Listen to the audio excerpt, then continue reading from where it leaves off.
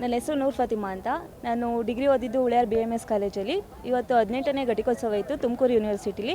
ಇದರಲ್ಲಿ ನನಗೆ ಕನ್ನಡ ವಿಷಯದಲ್ಲಿ 3 ಗೋಲ್ಡ್ ಮೆಡಲ್ ಸಿಕ್ಕಿದೆ. ತುಂಬ ಖುಷಿ ಆಗ್ತಿದೆ. ಪೇರೆಂಟ್ಸ್ನ ಕರ್ಕೊಂಬಂದಿದ್ದೆ, ಅವ್ರು ಸಿಕ್ಕಾಪಟ್ಟೆ ಖುಷಿ ಪಟ್ಟರು ಅಂತ ಹೇಳ್ಬೋದು. ಏನು ಮಾಡ್ಕೊಂಡಿದ್ದಾರೆ ಫ್ಯಾಮಿಲಿ? ಅವರು ಕೃಷಿ, ಫಾರ್ಮರ್. ಅವ್ರ ಮನೇಲಿ ಇರ್ತಾರೆ. ಹೇಗಿತ್ತು ಅಂದರೆ ಅವ್ರ ಸಪೋರ್ಟ್ ಹೇಗಿತ್ತು ಅಂತ? ಈಗ ನೀವು ಚಿನ್ನದ ಪದಕ ಪಡ್ಕೊಂಡಿದ್ದೀರ, ಫ್ಯಾಮಿಲಿ ಸಪೋರ್ಟ್ ಹೇಗಿತ್ತು? ಅಂದರೆ ಸಿಕ್ಕಾಪಟ್ಟೆ ಸಪೋರ್ಟ್ ಮಾಡಿದ್ರು. ಯಾವುದೇ ಕೆಲಸ ಹೇಳ್ತಿರ್ಲಿಲ್ಲ. ಅಂದರೆ ನಾನು ಫಸ್ಟೇ ಕೆಲಸ ಮಾಡ್ತಿರ್ಲಿಲ್ಲ. ಬಟ್ ಅವರು ಓದ್ಕ ಯಾವಾಗಲೂ ಬಂದರೆ ಏನೂ ಕೆಲಸ ಹೇಳ್ತಿರ್ಲಿಲ್ಲ. ಆಯಿತು ಓದ್ತಿದ್ಯಾ, ಓದು, ಸರಿ. TV ನೋಡ್ತಿರ್ಲಿಲ್ಲ ಅವರು, ನಾನು ಓದ್ಕೊತಿದ್ರೆ.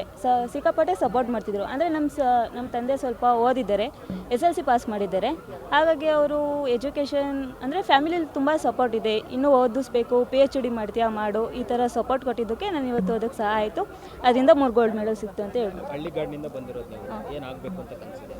ನಾನು PhD ಮಾಡಬೇಕು ಅಂದ್ಕೊಂಡಿದ್ದೀನಿ ಕನ್ನಡದಲ್ಲೇ. ಯಾಕಂದರೆ ಮುಸ್ಲಿಮ್ಸ್ ಕನ್ನಡ ಜಾಸ್ತಿ ಯಾರು ಓದಲ್ಲ ಅಂದ್ಕೊಂಡಿದ್ದೀನಿ. ಹಾಗಾಗಿ ನಾನು ಕನ್ನಡದಲ್ಲೇ PhD ಮಾಡಿ ಪ್ರೊಫೆಸರ್ ಆಗಬೇಕು ಅಂತ ಆಸೆ ಇದೆ.